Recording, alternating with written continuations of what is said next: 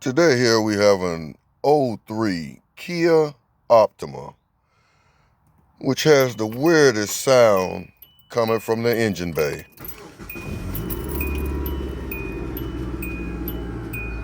I don't know if you heard that or not. It almost sounds like popcorn popping.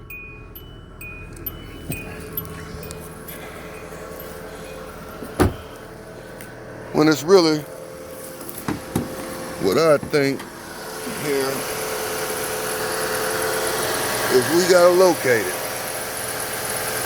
Locate your sound. Now, one key factor that I noticed, it did it upon starting, which was a rush to me. So, I'm gonna come right back here and tap this throttle. Oh, did you hear that? What is that? Timing belt? No. Ah,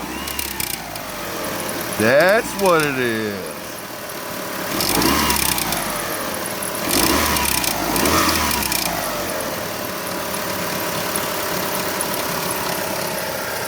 That old alternator's clicking and a-popping.